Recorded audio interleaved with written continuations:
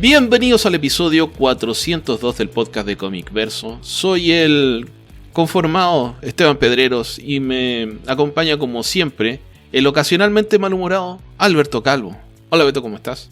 Hola, ¿qué tal? Muy bien, gracias. ¿Qué cuentas, Beto? ¿Cómo te sientes? ¿Cómo has estado? Y bien, en general. Ya entregué todo el trabajo que tenía pendiente y en teoría ya acabé todos mis pendientes, salvo que me cayó trabajo por fuera de lo que hago regularmente. Entonces, trabajando. Qué bien, Beto, qué bueno. Y si llega más trabajo, mejor todavía. Exactamente. Ok. En mi caso, como preguntaste, ahí estamos en un periodo de baja disponibilidad de personal y por lo tanto alta tasa de trabajos pendientes. Bueno, tomando en cuenta tu tendencia a pelearte con todo el personal, eso puede no ser tan malo, ¿no? Hay menos gente con quien pelearte. Sí, Beto, he descubierto que eso es importante. Ok. Tener poca gente con quien pelear disminuye las posibilidades de pelearte con la gente. Pero sí, nunca descartes que vayas a otro lado con gente que no trabaja habitualmente y te termines peleando con ellos también. Sí, bueno, es una posibilidad. Pero al menos en tu área inmediata se reduce la posibilidad. Sí, tengo el escritorio delante con una barrera de contención, entonces cuando tratan de agredirme es más difícil. Ahí en la barrera pega una hoja que diga no. Un espacio y más abajo, en serio, no. Eso puede ser un deterrente importante para minimizar los conflictos. Es posible, Beto. Hoy día le dije a alguien que se veía como Cruella de Vil. No estoy seguro si le dio risa o si le molestó. Ok. Así que eso. ¿Qué te parece si empezamos a contestar las preguntas? Mira, ahí solo agradece que no te dijo, pues fíjate con quién te metes, hijito. Sí. Ok, ¿qué te parece si empezamos a contestar las preguntas? Que nos quedaron un montón pendientes, pero partamos por Discord, que hay poquitas que son nuestros habituales proveedores de preguntas. Ok, en Discord partimos con a Lucas Arthur, que dice: ¿hay alguna conexión entre Blade Runner y Alien aparte de que las dos películas las dirigió Scott? A mí siempre me pareció que los sintéticos eran parecidos a los replicantes. ¿Creen que funcionaría un crossover entre esas dos historias? No sé si hay una conexión directa, Beto. ¿No? Probablemente si alguien lo sabe eres tú. No, directa no. O sea, Blade Runner es una adaptación más o menos libre de una obra de Philip K. Dick, en donde pues hubo 2 o 3 versiones del guión y tenían una idea muy clara de lo que querían explorar con la historia, ¿no? Y en el caso de Alien, Dan O'Bannon muchas veces lo dijo. Su intención cuando empezó a trabajar en la historia era crear la historia de horror más espeluznante que pudiera y ambientarla en el espacio. O sea, de origen eran muy distintas. Coinciden algunas ideas, el tono de tener humanos artificiales y que las dos son hasta cierto punto deprimentes, pues es más, me imagino, que un producto del Seydig de la época, ¿no? Este ambiente oscuro en el que las corporaciones eran malvadas, hacían cualquier cosa para reemplazar la mano de obra y demás. Estamos hablando de de algo, por supuesto, que quedó en el pasado, que jamás se volverá a repetir. Pero específicamente en los 70 fue cuando empezó la robotización de muchas plantas industriales, ¿no? Claro. Las plantas automotrices y demás, que por ejemplo el ejemplo más claro fue lo que pasó con toda la industria automotriz en Detroit, porque metieron muchas máquinas en la línea de producción, entonces muchas de las cosas que se hacían a mano las empezaron a hacer máquinas más rápidas, eficientes y baratas. Y entonces eso creó esta idea de pues este miedo a que nos van a reemplazar las máquinas y que pues fue parte de lo que creo que fue la tendencia a deshumanizar a los trabajadores, ¿no? Que después en Alien creo que lo dan pistas al respecto y luego creo que en las películas 3 y en la más reciente el tema se vuelve un poquito más evidente, pero ahí está. En cuanto a que si funciona un crossover, depende de la historia que quieras contar, porque a fin de cuentas las películas de Alien tienden a ser películas sobre supervivencia, mientras que las historias de Blade Runner tienden a buscar contrastar una idea de qué es lo que representa ser humano, ¿no? Sí, pero mira, descartado ya el vínculo directo, el concepto de robot, de android, de inteligencia artificial no es tan nuevo realmente. en la ciencia ficción. O sea, sin ir muy lejos, Fundación, la trilogía de Fundación tiene un personaje de esas características con digamos, una función muy distinta de la que tienen los replicantes o los sintéticos, pero en definitiva son expresiones distintas de una misma idea que se aborda con distintas corrientes filosóficas tal vez o en función de la historia que se quiera contar, pero el concepto en sí es bastante antiguo y por supuesto que ha tenido muchas iteraciones. Sí, y aquí se les da un uso bien distinto, ¿no? En el caso de los replicantes es tener mano de obra barata para las colonias. Y no solo barata, sino porque no tanto barata, sino que resistente, que pueda hacer labores que el ser humano no puede hacer. Es barata, es resistente y es desechable. Tiene un periodo de vida útil y en ese momento no tienes que preocuparte por cómo la vas a trasladar de vuelta o qué mantenimiento le vas a dar. Tú sabes en qué momento deja de servir y mandas nueva. Y en la medida que sea una máquina y no un ser vivo, aunque sea de carácter sintético, no tienes que sentir culpa por su destino final, de la misma manera que nadie tiene remordimiento por lo que le ocurra a los robots que se mandaron a Marte, que obviamente si fuesen seres vivos que los vas a dejar allá, que hagan su trabajo y después que se mueran nomás, como pasó con la perrita Laika, por ejemplo, te permite omitir un dilema moral. Y esa es digamos, el kit del asunto en Blade Runner. ¿Son realmente máquinas o no? ¿O adquirieron ya características que les permiten ser distinguidos como seres sintientes, no vivos, pero sintientes? Y en el caso de Aliens es otra la idea. O sea, no va por ahí la cosa. Que te digo, es parte de los temas que exploras, porque en el caso de Alien, el sintético está ahí para velar por los intereses de la compañía, asegurarse de que alguna estupidez de los humanos no afecte las ganancias de los jefes. Y que en la evolución a la que me refiero, que es algo muy evidente en Romulus, básicamente te dice, no, pues descubrimos que la mano de obra humana era desechable. De hecho, hay una escena en la película donde te dicen que en una de las colonias mineras los sintéticos solían trabajar en las minas.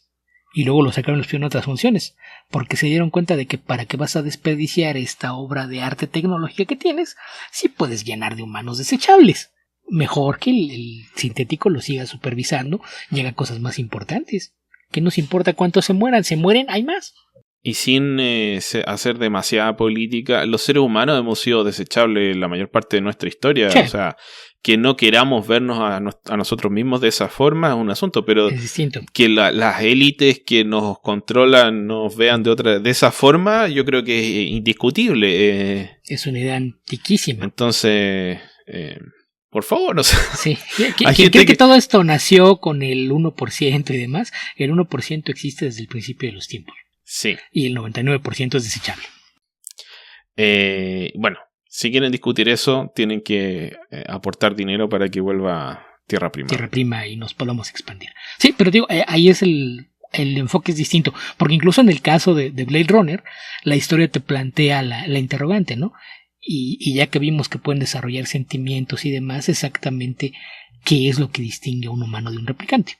¿Qué implica? Yo pienso que un crossover entre estas dos historias sería meramente anecdótico, sería como poner un cameo en una historia de uno u otro, porque no puedes hacer un crossover que las dos partes tengan un protagonismo similar, porque si por ejemplo se te ocurre poner a Deckard como el personaje que tiene que detener a los aliens o arrancar de los aliens, al final es una película de los aliens con Deckard, no es Blade Runner con aliens. Sí, ahí en el caso que yo creo que sí podrías hacer una historia que implica otras cosas, sería tener que caiga una reina y plante huevos en una colonia en donde haya replicantes y ver la diferencia entre cómo pelean los replicantes contra los aliens, porque aquí algo que nunca nos han explicado sobre los replicantes es exactamente cómo están construidos. Sabemos que los sintéticos no permiten que se reproduzcan los aliens. No, está bien, pero es que yo pienso que el problema, Beto, es que Blade Runner es una obra de ciencia ficción, pero es mayormente filosófico existencial. Sí. Entonces, si tratas de ir con una historia que es de horror, ¿cómo haces existencialismo con horror exactamente? Yo pienso que no se puede o que sería muy, muy difícil mantener esos dos elementos, porque por eso digo que es anecdótico, porque si pones elementos que son meramente tangenciales, por ejemplo, la empresa que crea a los replicantes o seres humanos de la época de Blade Runner, etcétera, etcétera, sigue sin ser Blade Runner. Blade Runner está, tanto la original como la secuela tienen ese carácter existencialista, que es lo que lo vuelve Blade Runner.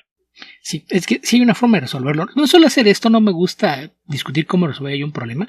Necesitas un superviviente de un ataque de aliens en el universo de Alien que haya visto lo que hacían los sintéticos al entrar en contacto con los xenomorfos. Y que éste esté en una colonia en donde hay replicantes mezclados con los humanos que trabajan y que te permita contrastar la actitud de un replicante contra la de un sintético. Ahí respetas tanto la historia de horror y acción que es lo que implica Aliens y la parte existencial que implica Blade Runner. Ya ahí puedes expandir un poquito sobre cómo en ese momento los replicantes pues lo ven como que pues yo dependo de que esta colonia siga existiendo y para eso necesito que los humanos que están aquí sobrevivan. Y los replicantes defienden a los humanos, mientras que un científico los sacrificaría en afán de tratar de obtener muestras genéticas del xenomorfo. Entonces ese sería el conflicto, sería la forma de resolverlo. Pero pues ahí sí, como toda historia en un crossover, depende de qué es lo que quieras contar con ella para que funcione. Puede ser. O un replicante que lo envían a pelear con los aliens y pasa todo su existencialismo de peleando por su vida, en desafío de las órdenes que recibió. ¿Pero por qué lo envían?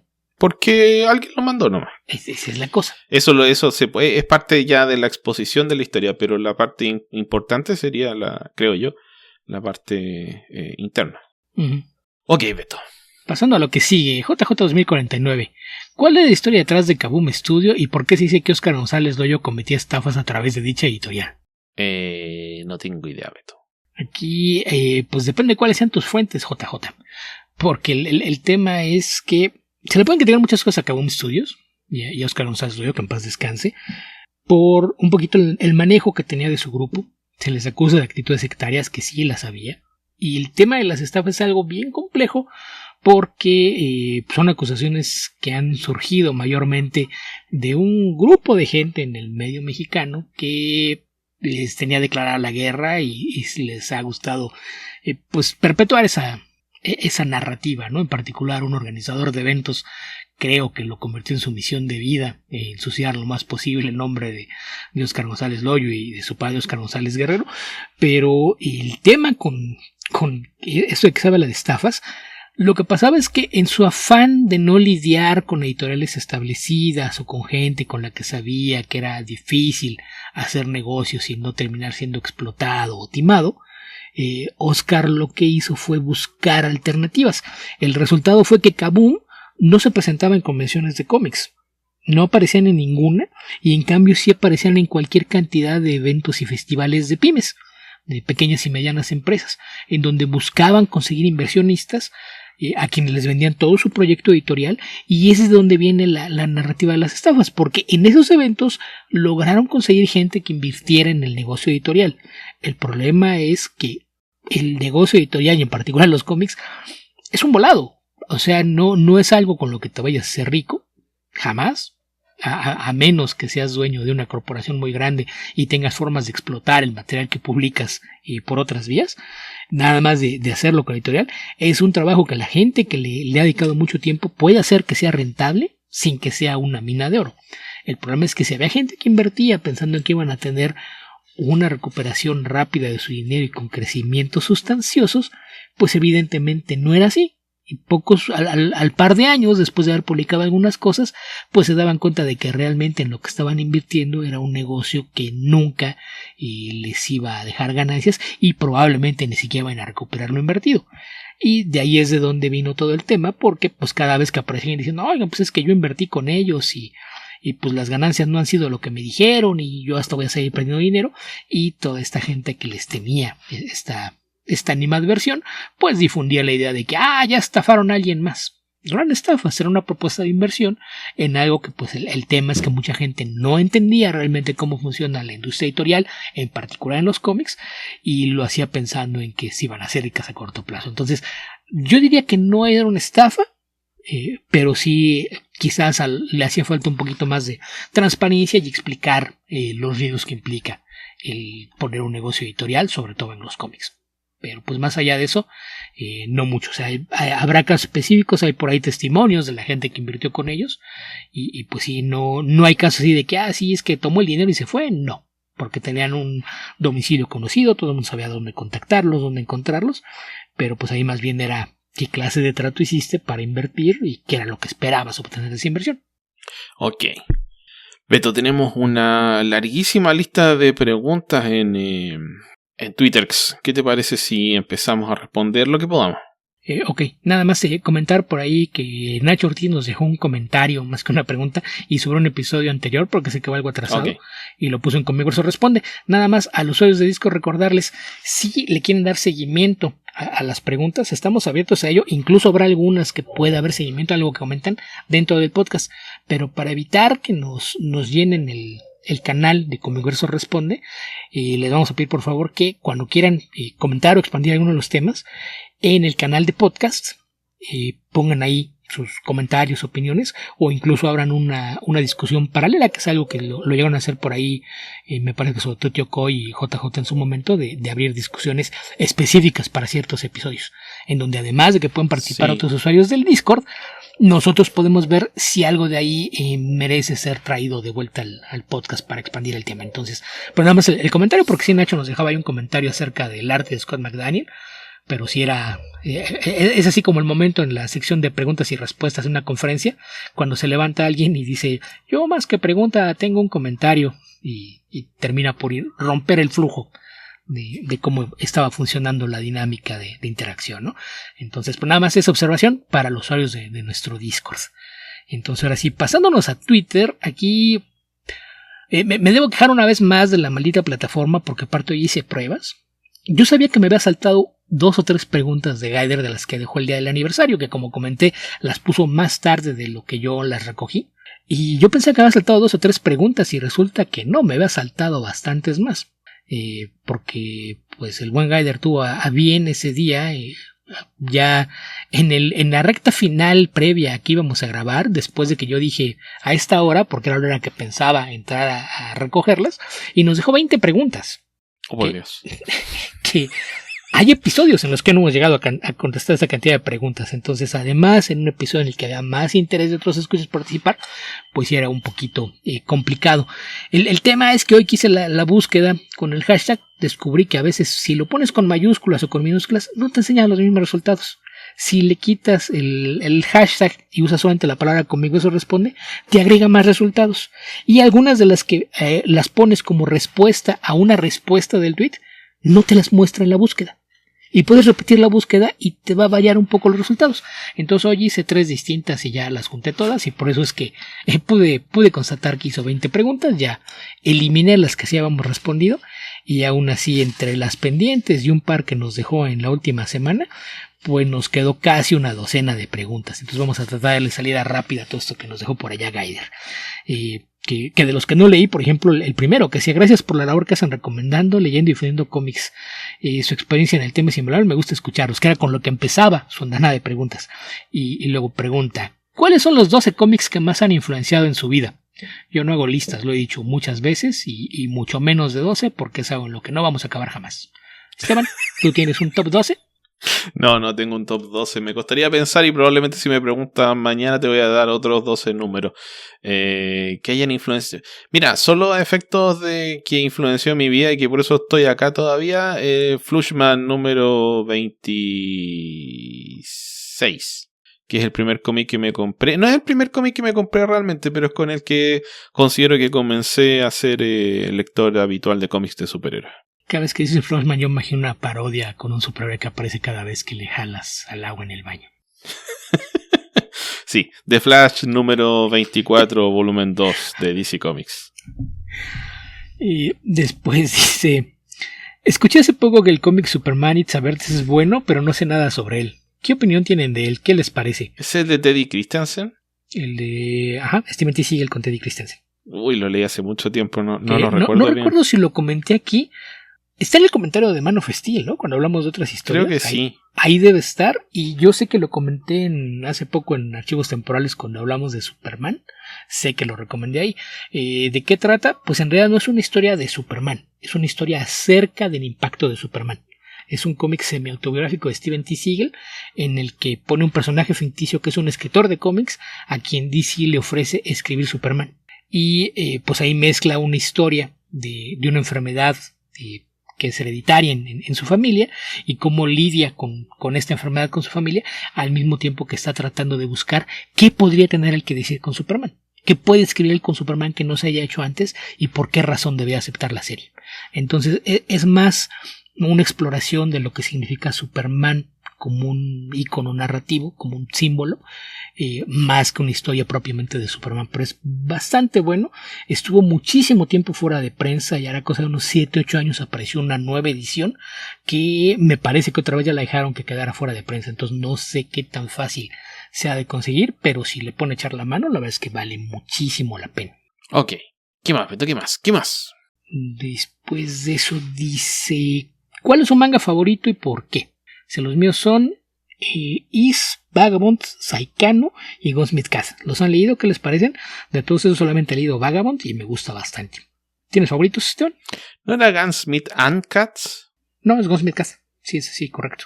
Ok. Bueno, como he comentado varias veces, no he leído tanto manga. No, paso. ¿Beto? Pues los míos tendrían que ser Lone Wolf and Cub, Blade of Immortal y Pluto. Ok. Y los tres ya fueron comentados aquí, entonces puede ser una búsqueda. Si le preguntas a Google Comic Verso y cualquiera de sus títulos, ahí vas a encontrar mi comentario y por qué me gusta. Sí, yo he leído varias cosas y recuerdo haber comentado Gon alguna vez, que lo llegó a publicar DC hace unos 15 años, 20 años tal vez. Gon también es muy bueno y que tiene la enorme ventaja de que no importa qué edición consigas porque no tiene absolutamente un solo texto. Sí. Bueno, también he leído otras cosas, pero no sé, no. Hay muchas que he dejado a medias, porque, bueno, estos serializados son muy largos. Por ejemplo, he leído bastante Dragon Ball, pero no todo Dragon Ball. Sí, igual. Ahí así. Evangelion también, como fue muchísimo más largo que el anime, nunca lo terminé, pero también era bastante bueno. La obra de Masamune Shirow también me gusta mucho, pero igual. Sí he leído mucho, pero no es algo a lo que le dedicamos tanto tiempo, entonces tiende a quedar siempre en segundo plano, aunque no sea de forma intencional. Sí, es más un tema, bueno, ya en mi caso de interés, que no es tan alto, no por discriminación, sino que simplemente estoy acostumbrado a leer otras cosas. Sí. Después dice: pregunta polémica. Sé que a muchos les gusta Batman y les da flojera Superman, pero yo siempre digo que Superman es mejor que Batman en casi todo. Es mejor padre, esposo, amigo, superhéroe y profesionista. ¿Están ustedes de acuerdo con eso? Yo no sé cuál es la polémica. La idea de Superman es que es la personificación de todo lo mejor que puede llegar a ser un ser humano. Batman es una persona traumada y rica que decidió resolver sus problemas golpeando gente enferma de la cabeza. Entiendo que actualmente se le denomina Sigma a lo que sería Batman. Yo también sabía que les decían 1%. Sí. Millonarios inútiles, buenos para nada. Creo que esa es una... Que causan más problemas. Creo que es un análisis un poco simplista. O sea, podríamos estar de acuerdo tal vez en que Superman sea mejor que Batman. Y eso también varía dependiendo de tu edad, porque probablemente a los 15 te va a parecer que Superman es un personaje muy soso y que Batman es un personaje cool. Pero bueno, esas idealizaciones un tanto arbitrarias van cambiando con el paso del tiempo. Mira, que es un análisis a fondo. Forbes hace unos 10, 12 años hizo un texto con una exploración cuánto costaría ser Batman. Y la cantidad de dinero que gasta Batman anualmente, si lo invirtiera en programas sociales en Gotham City, su ciudad sería más como Metrópolis que como Gotham. tal vez no necesitaría un asilo Arkham ni una prisión de Blackgate. Así es de que eso es a lo que me refiero con el billonario inútil que invierte su dinero de forma equivocada y cree que siempre tiene la razón, aunque la realidad siempre le demuestra lo contrario. Inútil. Yo creo que sí siempre tiene la ración, Beto, porque con tanto dinero es difícil que le falte la comida. No hay ración, no tiene límites. No tiene ración. Mira, volviendo a mi argumento, pienso que es una manera muy simplista de analizar un personaje, porque un personaje no es mejor o peor en base a sus cualidades, sino que más bien a cómo se escribe y cómo se aprovecha en función de las historias que quieres contar. Y bueno, sabemos que Batman tiene muy buenas historias y Superman también. Tal vez la cantidad ahí sea variable en distintas épocas, pero en fin. No es necesariamente un personaje mejor que otro de acuerdo a sus cualidades, sino que más bien a la calidad de sus historias, pienso yo. Lo que pasa es que aquí hay un problema con cómo plantea la pregunta Gaider, porque tú estás haciendo análisis de ambos como personaje, cómo utilizas el personaje, y él en la respuesta que te da dice que Superman es mejor padre, mejor esposo, mejor amigo, mejor superhéroe y mejor profesionista, es decir, es mejor persona. Entonces esa fue sobre la acepción por la que yo me fui. Sí, como personaje depende de lo que quieres hacer con él. Y con los dos puede ser buenas cosas y con los dos puede ser cosas insufribles. Pero él está preguntando como persona. O sea, ahora, no hay nadie mejor que Superman. ¿Quién es mejor? Exacto. Punto. ¿Quién es el mejor samaritano? Superman. Sí, a eso me refiero. Derechamente, porque no solo es capaz, sino que además es gentil, es buena gente, es amable, etcétera. Tiene todas las cualidades que se te puedan ocurrir. También es reflexivo, por lo tanto cuando se equivoca o cuando se va a equivocar también busca corregir sus errores. Tiene muchas cualidades que uno sin tener que pensar en volar ni tener super fuerza uno debería aspirar a tener como persona. Entonces sí, en ese sentido sí es mejor persona, pero bueno, ¿quién va a ser mejor que Superman? Esa es la esencia del personaje. Sí, entonces por eso digo que no es polémica. No, para nada. Si lo creaste para ser el ejemplo de lo que la mejor persona podría ser, obviamente va a ser mejor que quien sea. Y vas a encontrar ejemplos en los que Superman tomó decisiones muy incorrectas en base a los pelotudos que eran los escritores que lo estaban trabajando en ese momento. Por ejemplo, el primer número de Straczynski, de ese gran cómic, de esa maravilla del noveno arte que es Grounded. Superman recibe unas preguntas que no le gustan de los periodistas y toma un periodista, lo lanza por el cielo, no sé cuántos cientos de metros y después lo evita que se mate en la caída, como para enseñarle una lección de que no tiene que provocarlo básicamente. Entonces todas esas formas en las cuales Superman hace amenazas veladas de mira insecto, yo podría matarte con un gesto de mi meñique si quisiera, son actitudes que, por lo que acabamos de hablar, Superman no tendría. Uh-huh. Es algo que tendría que estar implícito y lo tendría que ver alguien más. Él no tendría que hacer esas amenazas. Sí.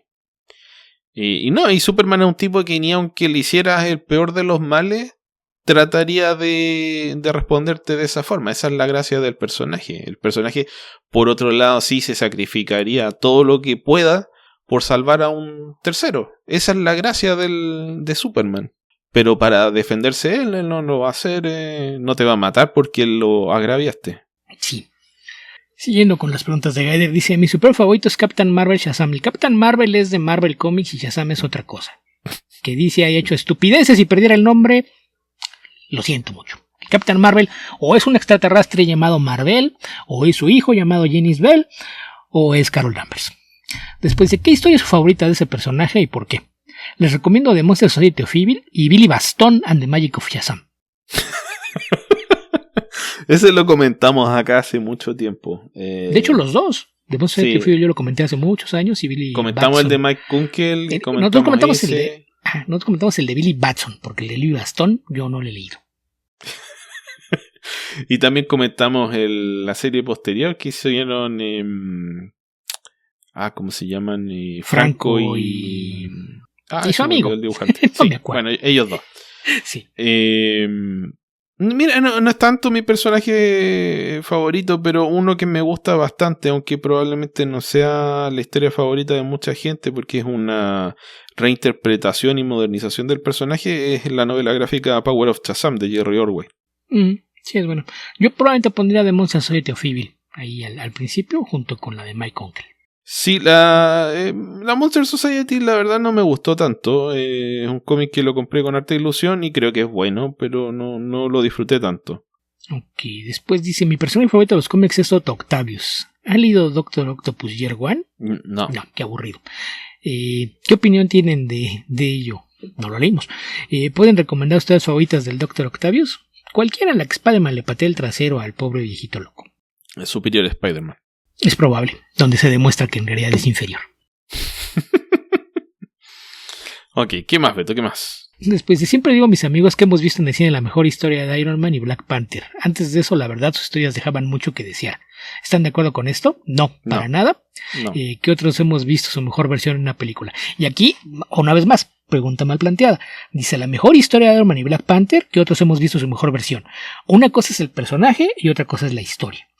La mejor versión de Iron Man muy probablemente sea del MCU. Su mejor historia no está en una película. Están en los cómics. En los cómics hay 15, 20, 30, 50 historias mejores que lo que han hecho con él en el MCU. La versión del personaje es mejor. No tiene mejores historias. Y en el caso de Black Panther, decir que la mejor historia es la que vemos en el cine, a pesar de que es muy buena y una gran interpretación del personaje, eso es ningunear de una manera absurda todo lo que hizo Christopher Priest con el personaje ya en este siglo. Y otro caballero por ahí que alguien... Puede que hayan escuchado hablar de él. Ta-Nehisi Coates, obviamente. No precisamente Beto, pero bueno. Bueno, ¿a quién te referías tú? A Kirby.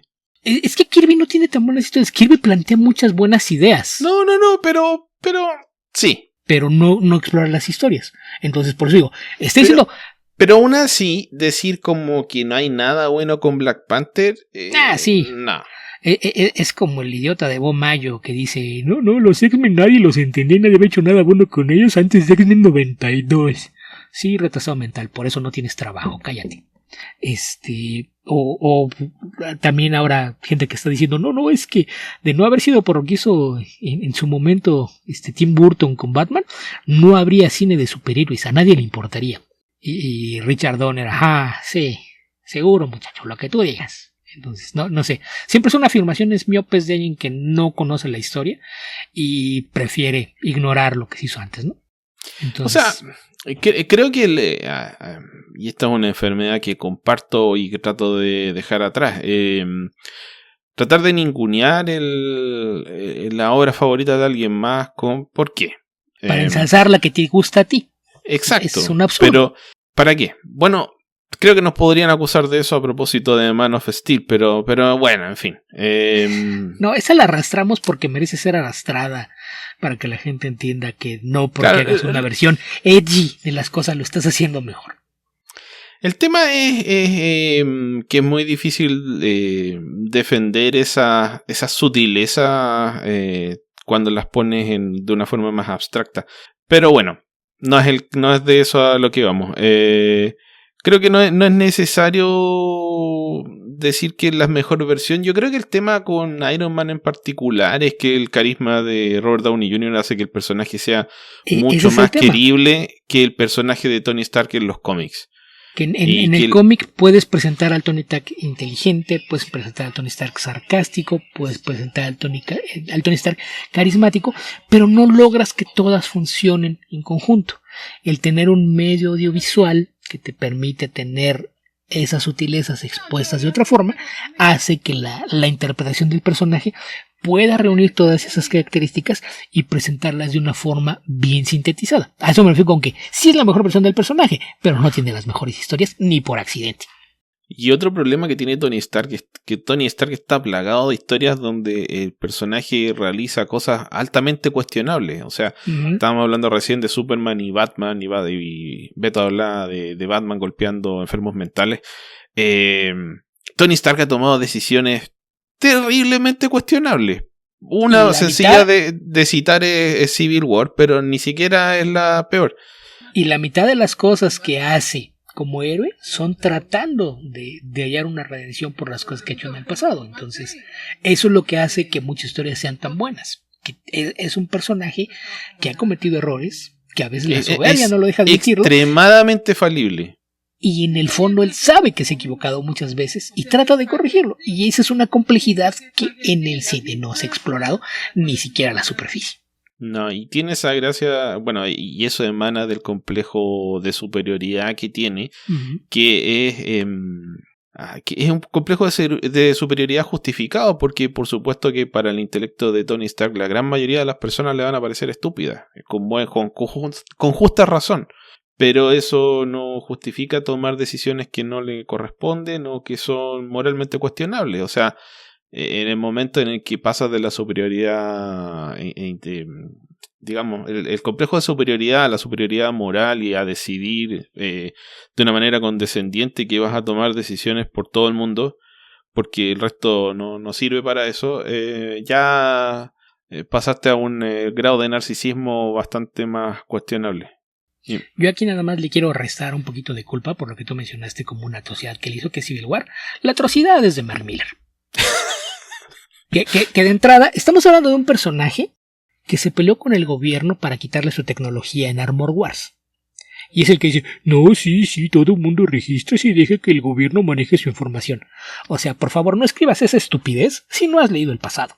Entiende a los personajes y luego escríbelos. Tarado. En fin. Siguiente pregunta, Beto. ¿Qué más tenemos por ahí? Después dice, ¿ustedes consideran que Arkham Asylum es la obra maestra de Gaspar Saladino? No. No, de hecho creo que está bien mal rotulado en algunas partes Arkham Asylum. Se ve que es algo que le hicieron correcciones sobre la marcha. Hay globos que están reencimados, que se ve que los tuvo que parchar y demás. Entonces no, tal vez sea la obra más famosa en donde la gente anota el nombre de Gaspar Saladino, pero ni por accidente es obra maestra. Además de criar a un Gaspar bastante veterano y cerca del retiro. Hay una elección estilística que a mí me desagrada mucho de Arkham Asylum, que es el tema de las letras rojas sobre fondo negro, para el cómo habla el Joker. Que claro, o sea, buscar algún tipo de fuente especial para el Joker para demostrar su locura, etcétera, me parece que está bien.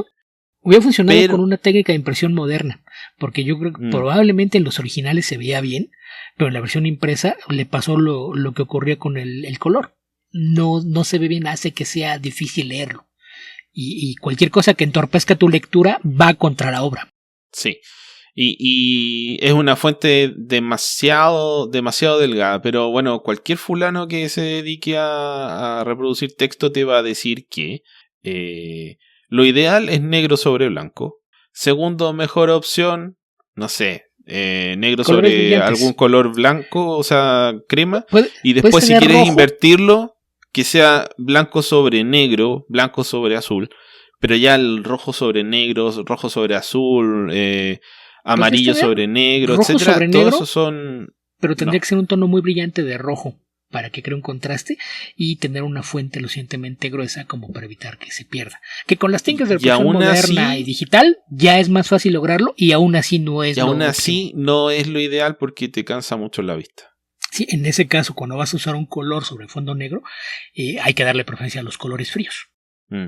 Azul, verde. Yo recuerdo una vez que estuve criticando el trabajo de una diseñadora gráfica y dije que no podían hacer unos afiches donde todo el texto informativo fuese en amarillo sobre rojo. No. Y cálido sobre cálido es agresivo. No, porque está bien si la teoría del color dice que el amarillo con el rojo van bien. Yo le dije, sí, en un dibujo. En una imagen, en un contraste de diseño, un texto. No, en un texto. No, en un texto. Sí, cálido sobre cálido es lo peor que puedes hacer. Pero bueno. Eso no funciona. Creo que gané esa vez, pero no hice amigo. La siguiente dice, sé que Todd Klein también es un buen rotulista, pero ¿qué ejemplos pueden dar de una obra a la que se muestra esa fuerza narrativa en los rótulos? ¿También es un buen rotulista? Es el mejor rotulista, el discípulo favorito de Gaspar, aprendió todo lo que hizo Gaspar, lo hizo crecer y dio pie a toda la teoría moderna del rotulado. ¿Quieres fuerza narrativa? Ve lo que hace con las voces distintivas en Sandman. Ese es el ejemplo más claro. Hay ahí 75 números en los que en cada número te demuestra cómo puedes convertir los rótulos en una herramienta narrativa. Es una masterclass de cómo integrarlo al arte y a mano además. Que bueno, Gaspar también todo su trabajo fue a mano. Diseñar una fuente, pero a diseñar mano globos, y tener la consistencia de hacerlo a mano, wow. diseñar globos específicos, diseñar fuentes específicas y aparte lograr que sea integrado al texto. No fue de que así voy a hacer esto sobre la marcha, no, vio cómo era el arte de los artistas que estaban trabajando en la serie y buscó cosas que se integraran con eso. Y es de donde parte toda la teoría moderna. Y se lo puedes preguntar a Nate Piekos, a Pat Brousseau, a Richard Starkings, y ellos te van a decir que la persona que cambió la forma de hacer el otro lado moderno fue Todd Klein. Y Todd Klein te va a decir, yo aprendí de Gaspar y sobre Gaspar construí pensando en qué más podíamos hacer para crecer esto. Existe una razón por la que tiene 437 Eisners en su casa, ¿no? Creo que exageraste un poco, Beto, pero... Mira, la última vez que vi, de 17 veces que había estado nominado, había ganado 14. Y los otros 3 los tenía Stan Sakai. Ok. Que ahí dice, a esa lista de buenos rotuladores quisiera llegar a Robert Kirkman, Dave Sim y Stan Sakai. Robert Kirkman es mediocre. No. Es alguien partida, que cree que lo sabe hacer. No, fíjate que Robert Kirkman, bueno, no sé lo que está haciendo ahora porque hace rato que no lo leo, pero Robert Kirkman dejó de rotular porque Robert Kirkman no rotulaba porque creyera que fuera bueno. Lo hacía porque no tenía dinero. Después de que se hizo rico y pudo traicionar amigos. Lo hacía porque no tenía dinero, entonces necesitaba que alguien rotulara y una forma de ahorrarse dinero en producir el cómic era hacerlo él. Pero te voy a dar un ejemplo por talento perfecto de la mediocridad de Robert Kirkman. Agarra el número 1 de Invincible y fíjate lo que hace cuando pega los rótulos a los bordes de los globos. La mitad de las veces no hay un borde que separe el globo de la sangría entre viñetas, la otra mitad del tiempo sí lo hay. Y no existe una razón para ello. Si vas a hacer algo que altere la forma en la que interactúan los bordes de los globos con los bordes de las viñetas, tiene que haber una razón narrativa. Y él lo hace porque a veces se ve cool y a veces no. Y ese es el perfecto ejemplo de por qué es un rotulista mediocre. No, pero Robert Kirkman nunca pensó que era un buen rotulista. No. Robert Kirkman, en el momento en que pudo dejar de hacerlo, lo dejó de hacer. Fue un tema meramente económico. En cuanto tuvo suficiente dinero para pensar en traicionar gente y hacer más dinero y pagarle a alguien, lo hizo. Sí. Dave Sim sí hay una evolución en su trabajo. Él es de la vieja escuela del autor que hacía todo en su cómic. Entonces cuando parte, su letra no siempre es fácil de leer, pero sobre la marcha hacia la mitad de Cerebus sí ya estaba haciendo un trabajo bastante destacado porque integraba el diseño de los globos y las fuentes que utilizaba a lo que estaba haciendo narrativamente hablando. Entonces ahí sí lo podían como alguien bueno, pero no por encima de muchos de los autores que hacen lo mismo. Y Stan Sakai sí es también un genio del rotulado y una de las pocas personas que hoy día lo sigue haciendo todo a mano. Okay. Por eso él tiene todos los Eisner que no ganó Todd Klein, se los dieron todos esos a Stan Sakai. Sí, Stan Sakai. Y Stan Sakai tiene varias cosas que, no sé si son innovaciones, pero por lo menos son bien especiales y particulares a cómo hace el rotulado en Usagi Yojimbo. Que alguna vez lo comenté de algunos de los cómics, porque no leí todo Usagi, pero por ejemplo, cuando los personajes se mueren, tienen estos globos con una calavera. Sí. Y con eso sabes, sí, este fulano se murió. No es que está desmayado, no es que le pegaron fuego. No, se murió. Échale un vistazo a lo que hacen todos los cómics de Aragonés. Es muy dado utilizar de repente mucha iconografía, poner dibujitos en las viñetas en lugar de cosas por el estilo. Que tengo entendido que es algo que lo platicaba con Aragonés y a veces entre los dos decidían qué era lo que iban a hacer. Entonces, ¿qué mayor integración quieres del rotulado en el cómic que ponerte de acuerdo con el artista para exactamente qué vas a hacer con los globos? Y tenía este símbolo donde mezclaba el símbolo de interrogación con el de exclamación cuando un personaje era sorprendido por algo que lo consternaba. Que no eran un símbolo al lado del otro, estaban integrados en una sola caricatura. Y es algo que a mí me gusta de Sakai porque post Frank Miller tal vez, no sé si será el único responsable, pero de ahí para acá ese tipo de recursos gráficos son demasiado tontos, ya no se pueden usar en los cómics, por lo menos los de superhéroes. En cambio, bueno, Stan Sakai sigue sus propias reglas y le parece que eso es una buena forma, y yo estoy de acuerdo, es una excelente forma de agregarle más información a la viñeta. ¿Por qué no vas a utilizar esos recursos? Sí, y que hay gente que lo ha hecho después, ¿no? Habría que recordar que en Impulse también era común que utilizaran dibujos en algunas de las viñetas para reflejar lo que pasaba por la mente de Bart. Sí. Así es de que sí, eso es un recurso narrativo válido. Así como los globos de pensamiento que cayeron en desuso. Y aquí nada más quiero hacer un comentario de la pregunta de Gaider, porque salta después, nos pide que hablamos de esos aspectos del trabajo, que ya lo mencionamos. Dice, ¿un buen rotulista apoya al guión o historia? No lo apoya, es parte de la forma en que le estás contando. Sí, idealmente, pero por lo menos lo apoya. Y si ya se mete en el camino, ya no está haciendo su trabajo. Y ahí lo que quiero comentar es que al principio dice a esa lista de buenos rotuladores y después habla de rotulistas. Rotulador es un marcador, una pluma, una herramienta de escritura. Rotulista es quien usa esa herramienta para hacer rótulos. Entonces, si dejamos que pase cuando alguien utiliza esto, vamos a acabar como con el tema de los noticiarios y noticieros, ¿no? Porque noticiero es el que te dice las noticias, noticiario es el programa en el que aparecen. Pero a fuerza de uso de gente que no entendía la diferencia, ahora todo el mundo le dice noticiero al programa que te da las noticias cuando es o era incorrecto. Ok, Beto, lo bueno es que como el lenguaje evoluciona, equivocarse de manera consuetudinaria significa que creaste una nueva palabra o un nuevo uso para una palabra. Esto es como una mentira repetida suficientes veces se convierte en realidad, un error que repite suficientes veces se convierte en la nueva corrección. Así es. Ok, Beto, ¿qué más?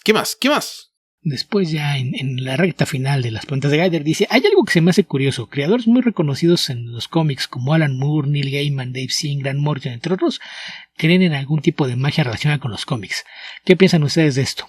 Que son personas que en su vida real y en todo lo que hacen creen en algún tipo de magia. Tan simple como eso. Lo ven en parte de su trabajo como lo ven en parte de su vida. Y bueno, depende del autor, pero en el caso de Morrison, tienes que leer algunas de las entrevistas de Morrison. Morrison es un tipo especial en su forma de pensar, pero no me parece que se lo tome tan en serio realmente. Bueno, eso es una opinión nada más. ¿No te parece que se lo tome tan en serio cuando dijo que estaba escribiendo un hechizo en los guiones de Invisibles y hacia el final de la serie se estaba muriendo? ¿Te parece que no se lo toma tan en serio? Bueno, pero estamos hablando de Morrison de, no sé, del 96 o 97.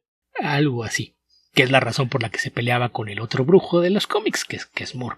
Dave Sim cree que usar un casco de aluminio te protege de señales extraterrestres, entonces cualquier cosa que lleva Dave Sim, tómatela con 2 toneladas de sal. Pero en fin, o sea, algunas cosas son ya creencias personales, otras son un poco de ponerle un poco de sal al guión, de romance a la forma de narrar, qué sé yo, te lo puedes tomar tan en serio como quieras. A veces es un tema metafísico, ¿no? Lo que hace Alan Moore de decir el escribir es convertirte en parte de las fuerzas primigenias y creadoras de la vida. Y Gaiman juega un poquito con esa idea y siempre está hablando del poder de las historias y cómo las historias pueden afectar la realidad.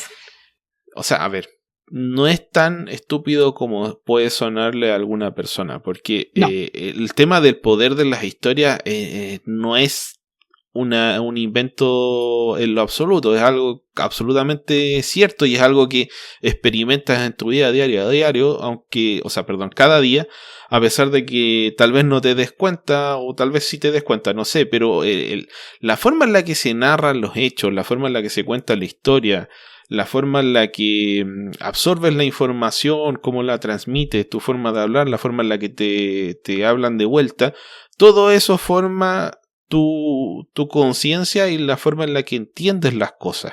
Te des cuenta o no te des cuenta, estás influenciado por historias. Las historias tienen la capacidad de alterar tu percepción de maneras sutiles en muchos casos, pero no es un invento realmente. Lo que pasa es que Morrison toma ese concepto que es patente, o sea, si te pones a estudiar sobre comunicación y sobre cómo funcionan las cosas y hechos históricos donde está demostrado que la comunicación o la forma de narrar un evento sirvió para formar una opinión que acarrió otros eventos consecutivos que están basados en información completamente falsa, o sea, eso ha pasado muchas veces en la historia.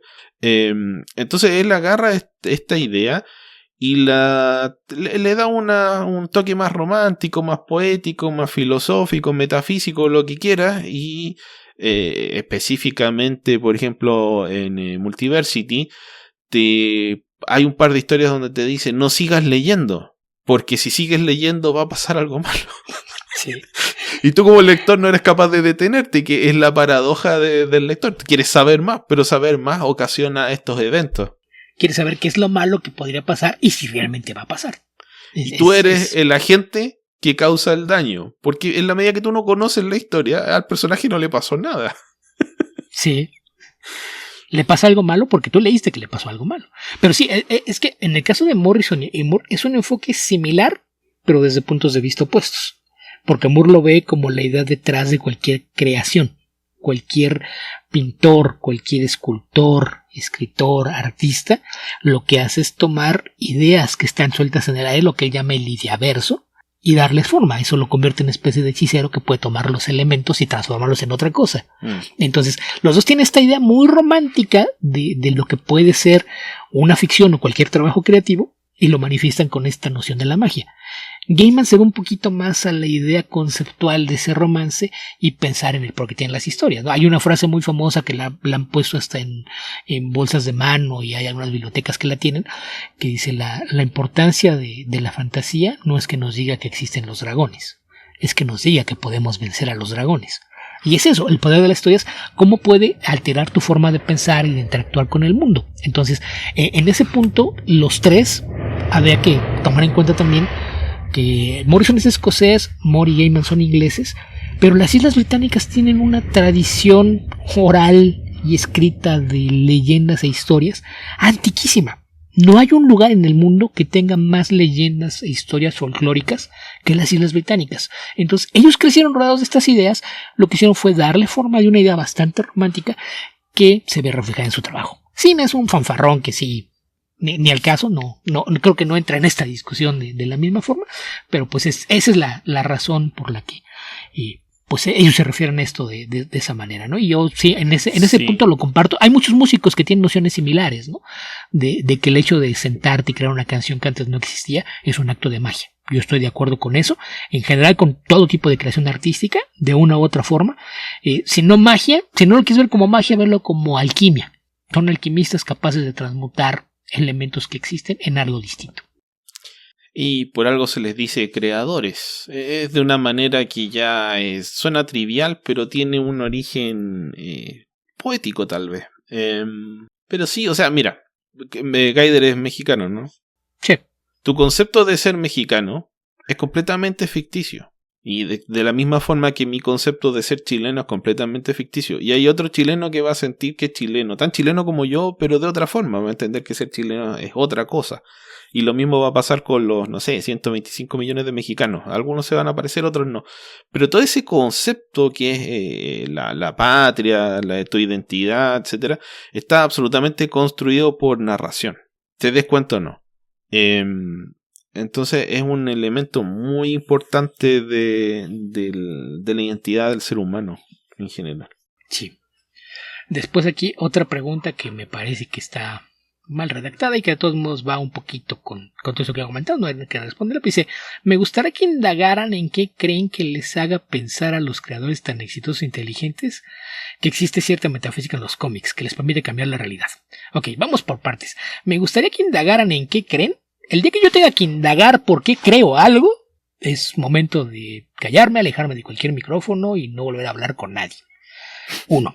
2. Me gustaría que indagaran eso. En mi casa se le dice trabajo, y si no me pagan por él, no lo voy a hacer. ¿Qué creemos que hace pensar a estos creadores tan exitosos e inteligentes que existen en en los cómics? Ya lo acabamos de comentar, es algo que ya respondimos. Y además ahí yo creo que el qué tan exitoso, qué tan inteligente o qué tan capaz sea, no tiene absolutamente nada que ver con el tipo de creencias que lleves por la vida o en tu vida laboral o creativa. Mira, nosotros de una manera bastante más modesta también hacemos una especie de trabajo creativo, que en este caso es más de compartir ideas y percepciones de cosas que creación propiamente tal. pero aún así tenemos un modesto, pequeño y bien definido grado de influencia en ustedes que nos escuchan, sea que estén de acuerdo o no con nosotros, por lo menos les agrada lo suficiente como para escucharnos. Ese efecto está potenciado cientos, miles, millones de veces respecto del alcance que tenga una obra. Entonces, no es menor el que tú, no sé, Alan Moore escriba Watchmen, y más allá de todos los problemas que ha tenido con Watchmen. Es una obra que han leído millones y millones de personas, que la han visto, sus adaptaciones también, millones y millones de personas. Entonces, no es una idea que sale del éter que tú tienes un efecto directo sobre la percepción del mundo que tengan otras personas. Si leíste alguna obra de ellos y dedicaste minutos, horas, días a pensar en ellas, a analizarlas, etc., tuvieron un efecto en ti, positivo, negativo, el que quieras, pero ya destinaste parte de tu vida y parte de tus capacidades a analizarlo y sentir sus efectos. Entonces, no me parece que sea una locura de decir como, ay, ¿cómo se le ocurre a esta gente que supuestamente es tan inteligente? Que no es una tontera, es probablemente una persona que estudió comunicaciones sabe exactamente lo que tengo que decir ahora, pero yo no lo estudié, así que no sé. Pero, mira, yo no sé la teoría, pero creo que estoy bastante cerca de lo que debería decir un académico de este tema en estos momentos. Mira, te lo voy a resumir con una frase de uno de mis autores favoritos que puede verse mucho más cínica, pero en el fondo tiene la razón.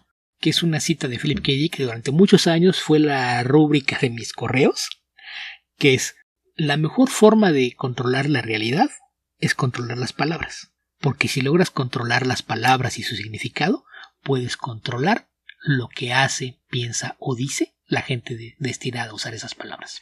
¿Qué más, Beto? ¿Qué más? Y después de eso le da y seguía un poquito a eso. Dice: en mi opinión me intriga que personas tan competentes tengan anécdotas, historias y ejemplos del nexo entre cómics, magia y realidad. Recuerda una anécdota de John Constantine, Morrison contando a su novia y cosas así. Estos son anécdotas, son personales, se pueden exagerar, se pueden alterar, se pueden cambiar, y cualquier coincidencia o situación inusual la puedes tratar de explicar amoldándose a tu narrativa. Mira, te voy a poner un ejemplo con algo que me pasó a mí. Comenté hace un par de semanas la nueva versión del Cuervo y que me parece que tiene elementos interesantes, pero no es ni por accidente una buena película. Si yo permitiera que una coincidencia lo moldeara, te diría que está destinada a hacerlo. ¿Por qué? Porque ese día que vi la película, regresando a mi casa, traía puestos mis audífonos con mi reproductor de música, y al llegar al edificio en mi casa, saco la llave, la meto en la cerradura para entrar al edificio, y en ese momento empieza a sonar mis audífonos Burn de The Cure, que fue el soundtrack que me acompañó mientras subía las escaleras, y literalmente la canción terminó cuando cerré la puerta de mi departamento.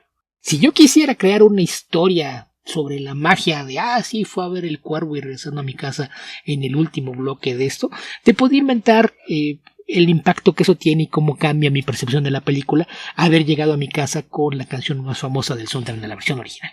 Entonces, las anécdotas a veces son producto de una coincidencia, y las puedes interpretar de distintas formas, y generalmente, aún de forma inconsciente, tiendes a alterarlas para que encajen dentro de la narrativa que estás presentando de algo.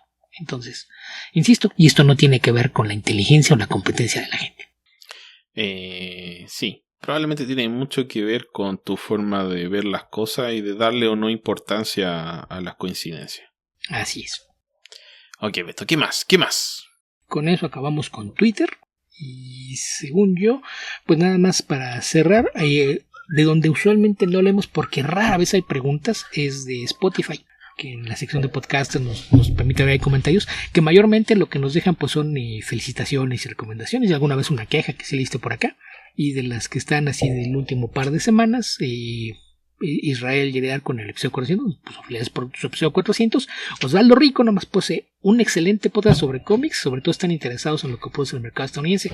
Ahí nada más la menciona Osvaldo porque como siempre deja comentarios, nunca lo mencionamos, pero en muchos episodios suele dejarnos comentarios positivos o hablando de lo mucho que le gusta el podcast. Entonces nada más quería mencionarlo, por eso nada más para que tenga una mención, porque sí lo leemos, tú le has respondido a algunos por allá, pero que también quede constancia por acá de que Osvaldo Rico es de estos escuchas que no hace preguntas, pero sí suele dejarnos por ahí algunas interacciones. Y la que sí es una pregunta, que se la respondiste por allá, pero creo que vale la pena rescatar para acá, de Vlad, que dice: hola, saludos, ¿podrían explicar a qué se refiere un volumen en los cómics y cómo se mide su duración?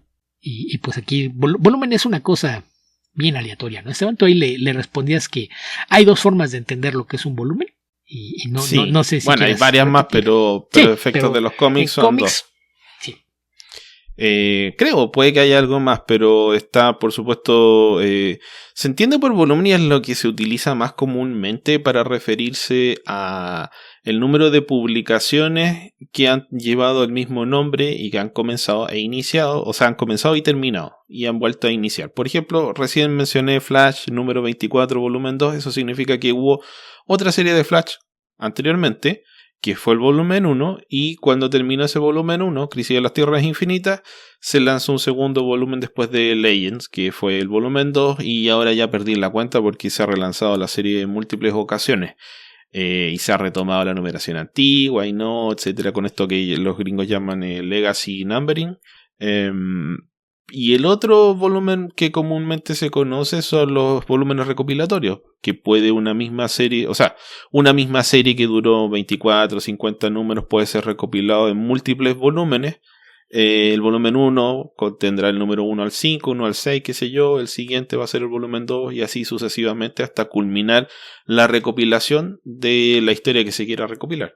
Sí, que para fines prácticos en cómics, volumen puede ser sinónimo de tomo, que es esa segunda acepción a la que te refieres, o de, pues llamémosle versión, ¿no? Porque esto de el cuánto duran, por ejemplo, como es cada que se lanza una serie, se le considera como un nuevo volumen, pero deja de que se lance una serie, incluso si publicaste un one shot, ese one shot cuenta como un volumen.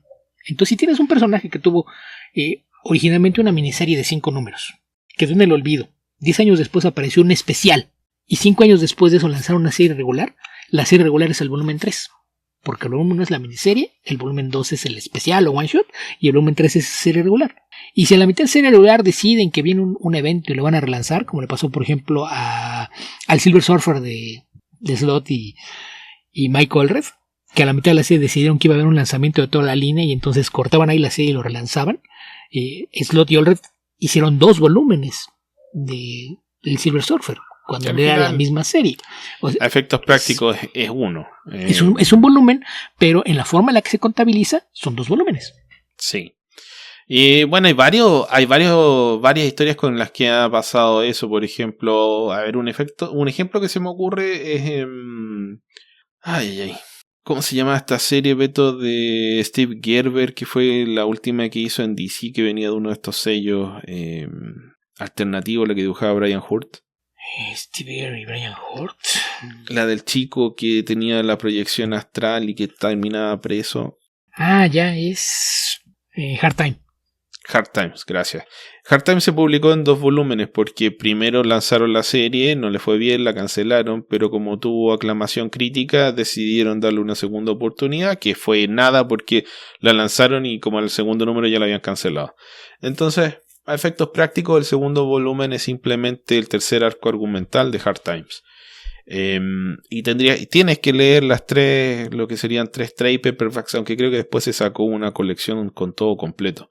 Pero ahí técnicamente tienes 2 volúmenes que se recopilaron en 3 volúmenes recopilatorios y después en 1, en fin, pero eso son el tipo de nomenclatura que utiliza y que el que ya colecciona las entiende, pero muchas veces es confuso. El Captain America de Drew Baker tiene 2 volúmenes, pero es la misma historia.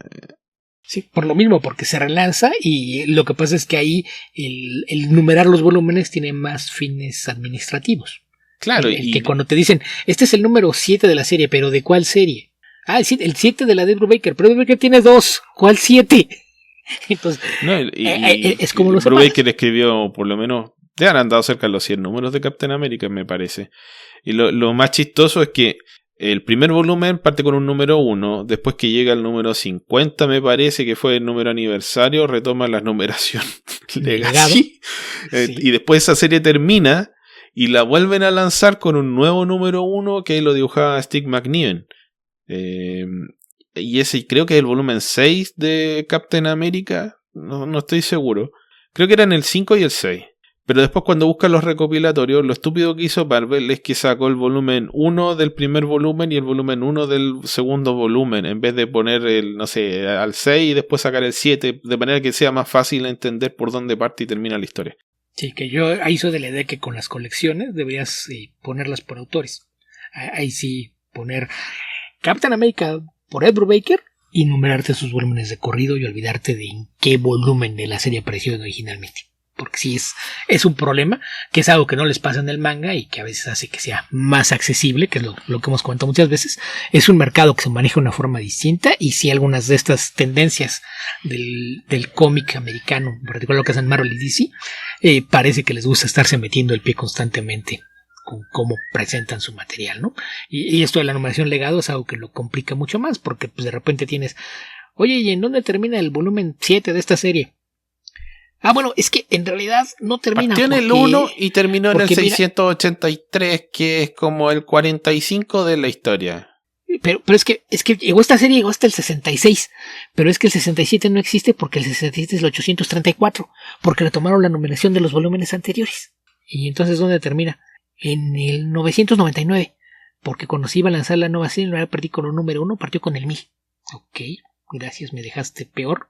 Ahora ya no sé qué es lo que quería comprar. Y sí, es un problema con eso, pero sí, no le hagas mucho caso a todo lo que dicen de volúmenes, porque a veces es más fácil que trates de ubicar a qué se refieren, con qué etapas, qué escritor, qué artista partieron, porque en ocasiones sí, esta numeración de los volúmenes se vuelve compleja, por lo que mencionamos. No hay reglas para cómo funciona, es cada vez que aparece un nuevo número 1 o un unitario, es un nuevo volumen, sin importar si es una continuación directa a lo que venía antes o no. Sí, y la razón por la que se menciona es que, volviendo al mismo ejemplo de Flash, si dices Flash número 24, podría ser el número 24 de la Golden Age, el número 24 que parte de la historia de William Messner Loebs, que se llama The Porcupine Man, podría ser el número 24, que creo que es una historia de... ¿cómo se llama este fulano?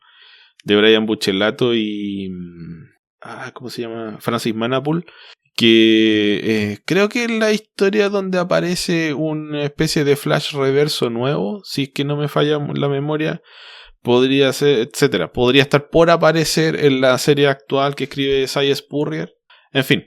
Entonces, para tener precisión con qué historia, qué número te refieres, se dice el volumen 1, el volumen 2, el volumen 3, para que te puedas situar en el tiempo. Y esa es la forma en la que se ordena en comics.org, que es un muy buen repositorio a efectos de saber quién hizo qué cosa cuándo. Aunque no está completo, pero está tan completo como es posible, me parece. Sí, que antes era un buen complemento a Comic Book DB, que desapareció, pero pues es lo más completo que tenemos en línea y accesible a todo el mundo. Sí. Ok, Beto, ese fue un desvío bastante largo. ¿Qué te parece si comentamos algunas cosas para ir cerrando ya este episodio? Me parece bien. Antes de comentar cualquier cosa, quería comentar una noticia triste. El día de hoy se difundió la noticia de que el pasado lunes, estamos grabando el miércoles 4 de septiembre, el pasado lunes 2, falleció Bernie Mirolt, este talentoso escritor, artista, entintador, colorista de cómics, mayormente conocido por su trabajo en el circuito independiente, creador de Jam y Dr. Robots, a quien yo conocí por sus colaboraciones con Matt Wagner en Grendel, donde dibujó The Devil Within y luego fue el entintador de casi todo lo que hizo Snyder III en la serie de God and the Devil. Es alguien que pues nunca tuvo un reconocimiento masivo. Quizás sus historias eran demasiado extrañas. El personaje de The Jam, probablemente mucha gente lo ubique por un crossover que tuvo con Madman, en el que colaboró en todas las páginas con Mike Colors. Cada uno de ellos dibujaba a su personaje en la historia que coescribieron.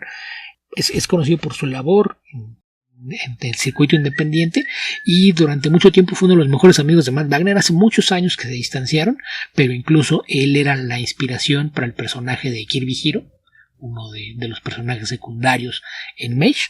Estaba basado tanto en su personalidad como en su apariencia física en Bernie Mirold, y pues la triste noticia pues la dio a conocer un amigo personal suyo en Facebook, quien informó que el pasado lunes él mismo se quitó la vida a los 63 años. No hay más detalles, pero pues una triste noticia. Un artista bastante talentoso con un estilo muy distintivo y que quizás merecía haber tenido un mayor reconocimiento por su trabajo. Ok, Beto. Lástima. Que descanse en paz. Pasado eso, y para no acabar con una nota triste, que era lo que no quería hacer, ¿de qué quieres hablar o qué quieres comentar, Isabel? A ver, Beto, quiero rabiar un poco. Partamos por ahí. ¿Qué necedad hiciste ahora? A ver, ¿regresaste a Josh Williamson? No. Me puse a ver la segunda temporada de Los Anillos del Poder, que la comentamos en extenso. O sea, la primera temporada la comentamos en extenso acá en el podcast. Me parece que comentamos casi todos los episodios. Si es que no le dedicamos un especial, no estoy seguro. Y bueno, yo creo que la defendí bastante porque tenía buenos aspectos, pero por otro lado había algunos que no me terminaban de convencer. Y este primer episodio, que es el único que he visto de la segunda temporada, a pesar de que se estrenó con 3 episodios, me generó una reacción bastante visceral. Porque creo que te dije, Beto, que una cosa es libertad creativa y otra cosa es estupidez. Creo que esa fue la frase que utilicé. Algo así. Porque, a ver, ya, esto es con spoilers. No creo que les importe mucho, pero es con spoilers. La historia parte con Sauron, al comienzo de la Segunda Edad, tratando de convencer a los orcos que lo sigan, como que fuera un discurso político.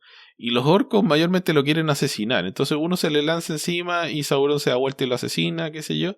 Y después es traicionado por el que sería su lugarteniente, que es este personaje que apareció, que le decían padre, que es ¿cómo se llama? Adar, que es este elfo deformado que es el líder de los orcos, y se le lanzan todos encima y lo asesinan como casi de la misma forma en la que muere Jon Snow en Tormenta de Espadas. Y después de eso spoilers de Tormenta de Espadas, Beto. Es que siempre lo haces, no porque sea algo muy viejo, siempre lo haces, Toñi. Ahora no lo dijiste, me sorprendió, me tomaste por sorpresa que hablaras de la muerte de un personaje y no dijeras spoilers. Ok, entonces el personaje se transforma en algo así como una mancha de petróleo, es absorbido por la tierra, cae en una cueva y ahí pasan siglos hasta que se logra consumir un par de animales, logra adquirir cierta forma y eventualmente asesina a un ser humano y toma la forma del personaje ¿cómo se llama? Aldar. No, el humano. Ya. Toma esta forma y es rescatado por unas personas que van en una caravana y que están huyendo de un ataque de orcos. Entonces le dicen, ven con nosotros, porque no vayas para allá, que para allá está la muerte. Y dice, ok, y va con ellos. Y terminan en un barco. En ese barco eventualmente siente que lo va a atacar un monstruo. Este tipo que lo salvó, que lo recogió, lo cobijó, lo adoptó, le pide ayuda y el tipo simplemente se la niega y el barco es hundido por esta criatura. Él termina en el medio del mar y la criatura se lo va a comer, pero cuando la criatura se da cuenta de quién es, que es Sauron, se da media vuelta y se arranca. Y él termina en un par de tablas flotando en el mar, cuando aparece Galadriel, que se negó a entrar a Valinor, y volvemos al inicio de la primera temporada. Entonces lo que me dicen en esta serie es que Sauron, entre el comienzo de la Segunda Edad y todo lo que vimos en la primera temporada, lo único que hizo fue morirse y caer al mar. Entonces yo digo, pero este fulano se supone que fue capaz de engañar a generaciones, bueno, no a generaciones, pero por cientos de años a muchos elfos para que trabajaran en el plan que le iba a permitir controlar Tierra Media y que estuvo a punto de otorgarle el poder supremo dentro de la historia del Señor de los Anillos. Tanto así que se formó la Gran Alianza, con la cual después de muchísimo esfuerzo y muchísimas muertes y una guerra sin cuartel por décadas, los tipos más poderosos de Tierra Media en conjunto, peleando todos juntos contra él, lograron cortarle el dedo. Y de ahí parte la historia de la Tercera Edad, que 3000 años después está volviendo Sauron. Entonces me dices que Sauron en la Segunda Edad, en miles de años, lo único que hizo fue hablar con unos orcos que lo mataran y que después terminan en el mar, y que nada de lo que pasó en la segunda temporada, o sea, en la primera temporada, correspondía a un plan maquiavélico de Sauron. Es la estupidez más grande que se me ocurre que podrían haber hecho con este comienzo de temporada, Beto. Bueno, Esteban, yo aquí no sé cuándo se filmó esto, pero a lo mejor tú no te acuerdas, pero yo te advertí que eso iba a pasar. Ok.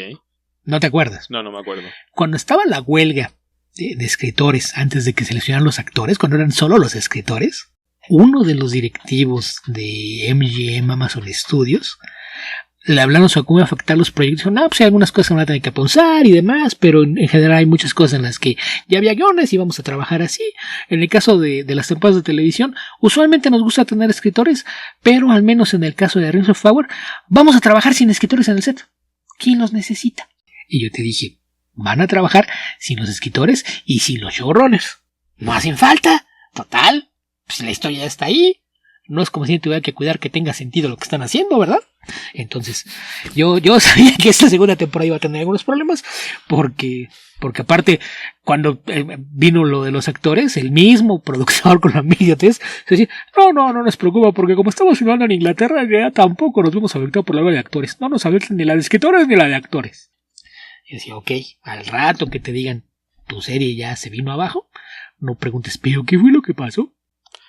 Pero bueno, no sé si qué habrán hecho después, porque como dije, no he visto el episodio 2 y el 3, pero me pareció una miopía narrativa así, pero idiota, porque la otra estupidez que tiene esta serie, y esto es de coherencia interna, o sea, no estoy reclamando porque no sea igual que la historia de Tolkien, es porque estoy reclamando porque no tiene mayor sentido internamente, o sea, se supone que la gran revelación de la primera temporada es que este fulano es Sauron, y ya están sobre aviso los elfos. Los elfos ya saben que él es Sauron.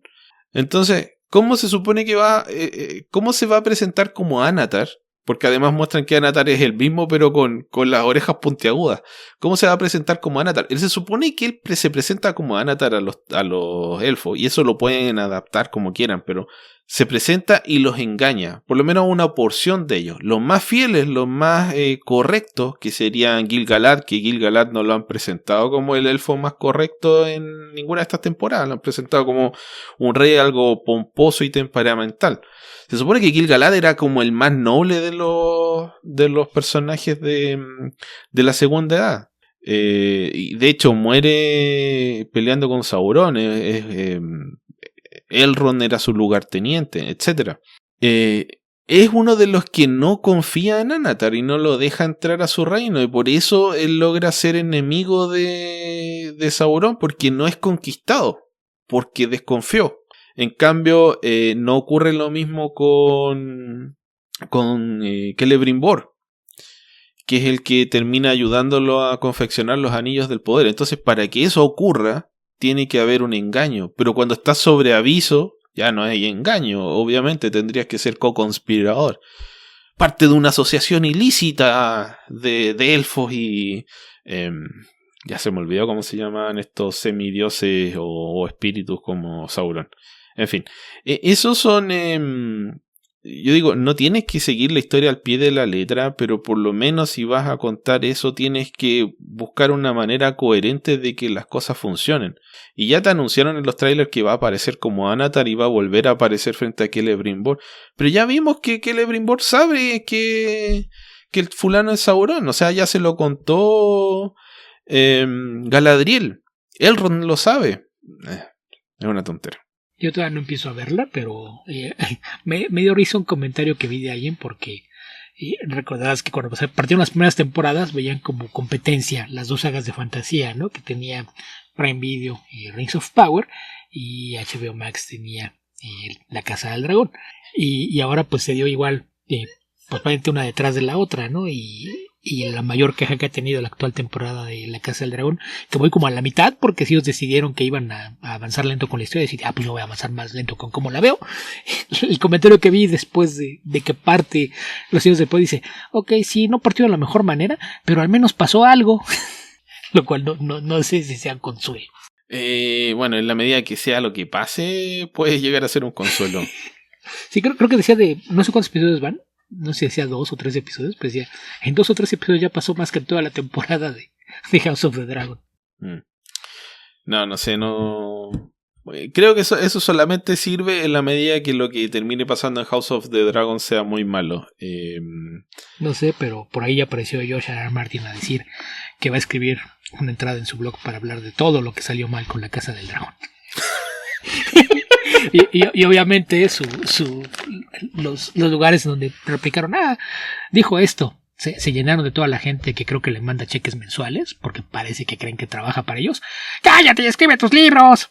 Y yo ya a esta altura estoy convencido de que ya acabó de escribir los 2 libros y dejó instrucciones de que no, mientras yo esté vivo no se van a publicar, que se vayan al diablo, malditos idiotas, no quiero volver a lidiar con ellos, entonces hasta que yo me muera los publican y que sepan que sí estaba trabajando y donde no tenga que saber qué piensan o qué les parecieron.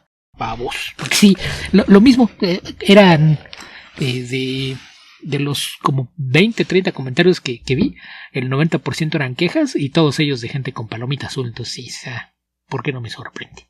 Sí. Pero en fin, Beto, con eso quería desahogarme un poco, me pareció, como te dije, muy, muy, muy ridículo. Ok. ¿Qué más, Beto? ¿Qué más? ¿Qué quieres comentar tú? No sé de qué tanto tengamos tiempo, pero quiero partir comentando una novela gráfica que apareció hace un par de semanas, pero pues ya sabemos que Amazon tiende a tener las cosas una semana después que las tiendas de cómics y pues lo que tengan que entregar apenas la pude leer este pasado fin de semana, que es Houses of the Unholy, que no sé si sepas qué es esto, Esteban. No. Es la más reciente producción de Ed Brubaker, Sean Phillips y Jacob Phillips, una novela gráfica original y autocontenida, que dijeron que van a tener algunas antes de decidir si regresaban a Criminal o a Reckless o seguían con otra cosa nueva. Esta, si no mal recuerdo, ya es la tercera de estas cosas que anunciaron desde que pusieron en pausa el desarrollo actual de Reckless, y la historia está plantada en el presente, pero tiene este mismo airecito de historias retro que tanto les gusta, y en particular regresa a uno de estos temas recurrentes que tanto le gustan a Brubaker, que es el del pánico satánico. En este caso, la protagonista de la historia es una chica que al principio la vemos que trae un auto conduciendo por en medio del bosque, llega hasta un motel de estos de cabañas ahí en lo profundo de las montañas junto a un lago, se registra, paga en efectivo y elige la cabaña más alejada del camino, pero que tiene vista al lago. Mientras está ahí se da cuenta de que hay cámaras en la cabaña, lo cual le preocupa porque no sabe si se está transmitiendo en vivo, y entonces ya se dan cuenta de lo que lleva con ella, porque cuando abre la puerta para ver cómo está el lugar, regresa al auto, abre la cajuela y trae a un adolescente en la cajuela. Ahí en unos cuantos viñetas pues te explica que fue contratada por los padres de la chica, que había sido pues secuestrada con el cerebro lavado y demás para integrarse a una secta. Los padres le pagaron a esta mujer para que fuera a buscarla y la regresara con ellos, y es en el proceso de lo que está, pero sabe que si esas cámaras el empleado del motel está viendo eso en vivo, probablemente ya llegó a la policía, así es de que desata a la chica para tratar de salir de ahí, pero pues es sorprendida por la policía, que la arresta. Obviamente una mujer conduciendo un auto sin registro, con un teléfono celular de los que les llaman burner o desechables, que no se puede rastrear, y que como una identificación lleva una licencia de conducir falsa, pues, y que además llevaba una chica en la cajuela, pues obviamente no es sospechosa para nada, así es de que se ve arrestada, le toman huellas digitales, las meten al sistema y logran averiguar su identidad, pero de todos modos la encierran y dicen que va a tener que esperarse hasta que alguien más vaya a verla. Recibe la visita de un agente del FBI, quien la identifica, le dice si quién eres y qué pasó esto, y se refiere a ella con un nombre que es bastante curioso. Le dice, te llamas Natalie Burns y eras una de las Satanic Six, ¿cierto? Y dice, sí, así me llamo, pero nadie nos llamaba así, al menos no en la vida real. Y a partir de ahí te cuentan que, pues antes de dedicarse a esto que hace ahora, de buscar niños desaparecidos o lo que sea que haga realmente con este rescate de miembros de sectas, cuando era niña, a los 7 años, fue parte de un escándalo en medio de la psicosis del pánico satánico, cuando ella y otros 5 niños acusaron a una de sus consejeras escolares de que realizaba ritos satánicos en la escuela y que habían participado en sacrificios y rituales y demás, y donde nadie se puso a pensar que las cosas que estaban diciendo estos niños de 7 años no tenían sentido, y hubo toda una serie de escándalos y audiencias judiciales y demás que terminaron con la consejera cometiendo suicidio. Después se empezaron a cuestionar que una de las niñas decía que había sido parte de algunos ritos en el sótano de la escuela y donde la habían embarazado y había dado a luz a un hijo de Satanás, cuando pues evidentemente era una niña de 7 años que no tiene la capacidad de dar a luz y no había señas de que hubiese sido abusada sexualmente y mucho menos de que hubiera dado a luz, pero en el momento pues en este pequeño pueblo a todo el mundo le pareció que tenía sentido porque todo el mundo sabía que Satanás estaba allá afuera y quería a los niños. Entonces pues fue parte de esta historia oscura que tuvo en su pasado, y es la razón por la que utiliza un nombre falso, porque pues está tratando de dejar atrás todo esto. La cosa es que este agente del FBI le informa que si eran a los Satan Six, ya nada más quedan 3. Y le dice que algunos días antes encontraron en el bosque el cadáver de uno de estos niños, que lo encontraron clavado de cabeza en un árbol, y donde aparentemente hicieron un ritual con él, y hay evidencia de que había mucha gente presenciando cómo fue asesinado. Entonces este agente del FBI está investigando la posibilidad de que las muertes de otros 2 de los niños, una mujer y un hombre, que eran también parte de este grupo, no hayan sido accidentes como se les determinó en un momento, porque una niña un año antes falleció en un incendio. Se terminó con un accidente, pero ahora, a la luz de lo que pasó con esta otra persona, decidieron reabrir la investigación para asegurarse de que no haya habido algo más detrás de ese incendio.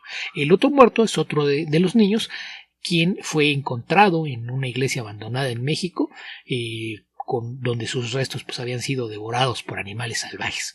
Entonces el agente, cuando apareció ella en el sistema, pidió que la retuvieran para ir a verla porque está convencido de que existe al menos una posibilidad de que alguien le esté tratando de cazar a estos niños y pues hacer rituales satánicos con ellos. Así es de que la libera de los cargos, pero con la condición de que lo acompañe a buscar a los otros 2 y tratar de averiguar si realmente hay algo detrás de esto o solamente es una coincidencia que 3 de ellos hayan fallecido en menos de un año y bajo circunstancias sospechosas.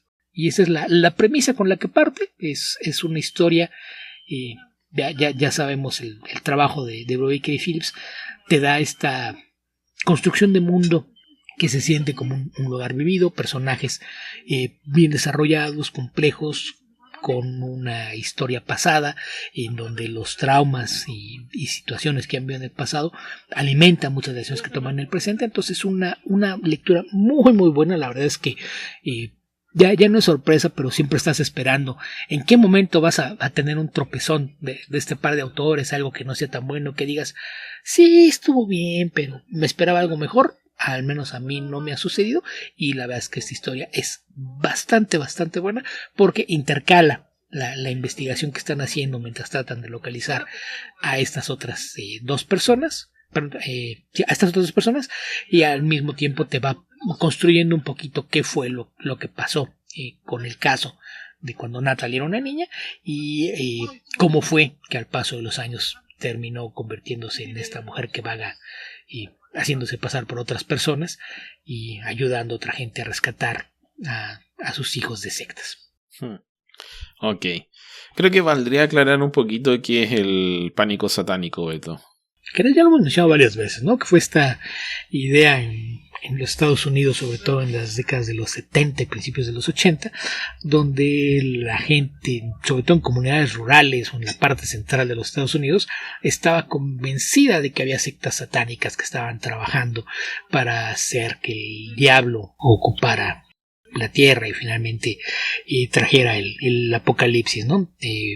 Esto pues se dio en combinación con la aparición de movimientos hippies en Hollywood, por ejemplo, que decían que Hollywood era cómplice de mucho de lo que hacían estos cultos satánicos. Aparecieron algunos escritores que trataron de aprovecharse de esto para crear historias que después se determinó que eran completamente ficticias sobre cultos y sectas que realmente se dedicaban a hacer sacrificios, y pues toda esta noción en las escuelas de que cualquier cosa que tuviera que ver con heavy metal, con historias de fantasía, incluso con juguetes, pues eran cosas diabólicas y que eran parte de lo que estaban tratando de hacer las fuerzas de Satanás para minar los valores del pueblo americano. Sí. Ok. Tenemos actualmente poquito más de 1 hora y media, Beto, pero creo que podría comentar brevemente. También vi Green Lantern Beware My Power, que es una película que se estrenó hace ya bastante tiempo, disponible a través de HBO Max. Y lo que más me llamó la atención de esta historia, Beto, es que no entiendo qué demonios están haciendo con las películas de Warner de la Liga de la Justicia, porque si bien en un principio daba la impresión de que trataban de mantener cierta continuidad con la Justice League Unlimited y Justice League en general, porque esas dos series tienen cierta continuidad entre sí. Después en algún momento se pusieron a adaptar historias de manera más o menos libre, y ya hay varios personajes que han tenido más de una versión o versiones contradictorias entre sí, o que vuelven a tomar elementos anteriores. Entonces acá esta historia es el origen de John Stewart, a pesar de que John Stewart dentro de la historia de la Justice League es un personaje, un miembro fundador de la Liga de la Justicia. Y esta historia que cuentan mezcla un poco la historia de Kyle Rayner con la de John Stewart con Hora Cero. Entonces es una... No está mal la historia está bien, pero creo que es un poco confuso para alguien que trata de armar esto sin tener otros antecedentes, sobre todo si se ha informado a través de las películas de Warner, porque no veo la necesidad de contarle... Está bien tener una película de Jon Stewart, me parece muy buena idea, pero no entiendo por qué es una historia de origen, y mucho menos por qué agarran todos los elementos de Jon Stewart, los dejan afuera, toman la historia de Kyle Rayner y la caída de Hal Jordan en Zero Hour. Spoilers. Entonces, no sé, creo que tiene algunos elementos cuestionables. También la aparición un tanto como cameo de personajes bien importantes. O sea, Kanja Rho es un personaje ya bien trivial y queda un poco lo mismo. Tiene la medalla de haber hecho que la Liga de la Justicia remara de llevarla a su planeta. Con el Gon cósmico. ¿Cómo se llama? Gon algo. No me acuerdo si era cósmico o no. Pero bueno, esa historia de hace un montón de años dibujada por Mike Sekowsky. Pero después de esos personajes más bien anecdótico. Lo mismo Starro lo han traído de vuelta con bastante éxito, diría yo. Que también es un personaje que podrías decir tanto como Kanja Rho, que es bien propio de su época. Pero aquí también toman a personajes como Despero y los vuelven así como un villano más. Y Despero es un tipo de personaje que cuando aparece como que la Liga de la Justicia tiene que unirse entera para tratar de detenerlo. Entonces, no sé, esos elementos los encontré curiosos. También que en esta historia de origen de Jon Stewart ya existen los Sinestro Corps, que es algo que no... es una creación posterior. En fin, esas como elementos tal vez de continuidad que para un tipo como yo que lleva tantos años leyendo y viendo estas cosas son importantes. No sé a qué patrón creativo obedecen. Solo sé que Sam Register es responsable de todo, porque eso es lo más importante en estas películas, que Sam Register es el productor ejecutivo. Partimos por ahí, eso te tiene que quedar claro, siempre. Más allá de eso, como dije, es una película que tiene buenos elementos, tiene una muy buena animación, buenos diseños de personaje y el tema que me molesta es la forma que utilizan algunas cosas. ¿Adivina qué más metieron en este charquicán, Beto? ¿Qué? La guerra de Ran y Tanagar. ¿Qué? Así que Chayera Hall y Adam Strange son enemigos, pero terminan siendo aliados. Spoilers. Y aquí ya también está elementos personales. Hay muchas de estas historias que yo las considero muy malas y que me gustaría que quedaran en el pasado, pero no sé, está como ese... es como estos líquidos percolados de la cabeza de Jeff Jones que se siguen reutilizando y formando este universo DC de cine, o sea, de películas animadas, lamentablemente. Ran Tanagar War es una idea así bien al lote que se les ocurrió para tener a los personajes cósmicos de DC que son bien inconexos, la verdad. En una historia que fuese anterior a Infinite Crisis, a efectos de vender más cómics solamente. De hecho, era tan secundaria esta historia que llegaron y agarraron a Jim Starlin y dijeron, escríbela tú. Jim Starlin, que no venía haciendo nada en DC ni en Marvel hace un montón de años. Entonces, no sé, no es una buena historia. Y sobre todo le tengo resentimiento porque venía de una gran historia como era Planet Heist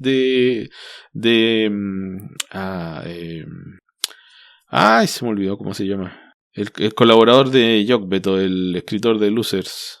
Andy Diggle. Venía de esta historia de Planet Heist de Andy Diggle, que es una miniserie que llega como al número 4 y se echa a perder completamente porque como ya tienen que ir preparando el tema de Ran Tanagar, le dijeron, bueno, tu miniserie vas a tener que cambiarla. En fin, eso, sí, creo que una vez nos preguntaron por esto, si no me falla la memoria, y yo lo tomé por otro lado, me acordé de otra historia nada que ver de la serie de televisión que hubo de Green Lantern, pero me parece que se referían a esta película. Y mi comentario sería que probablemente mientras menos sepas del universo DC, más te va a gustar esta película. Ok. Que estoy viendo ahorita en los créditos que la voz de Jon Stewart es Aldis Hodge. Sí. Que era Hawkman en Black Adam, ¿no? No sé, ahí Beto. No, la verdad no me fijé tanto en eso. Sí, yo te digo, creo. Digo por los trailers, porque yo no he visto Black Adam, no sé si la vaya a ver, pero yo al actor lo ubico, era parte del elenco regular de Leverage. Sí, y aparece Aldis Hodge, sí. Y aparece en Straight Outta Compton, creo que él era MC Ren, creo. Ok. Y en una película de televisión también de hace unos años interpretaba a James Brown, la película esta de One Night in Miami de Regina King, la protagonista de la serie de Watchmen, su debut como directora. Él ahí interpretaba a James Brown, es un buen actor. Sí. Ahora, la película yo creo que solo si quieres rabiar ver la película de Black Adam, Beto, no es tan mala, pero es bastante mala. Tengo muchos pendientes de cosas que sí quiero ver Entonces, no sé si, por eso digo, no sé si algún día la veré. Será cosa de algún día que esté de humor quiero algo que no me requiera pensar y en lo que incluso pensar puede hacer que no me enoje a la mitad de la película.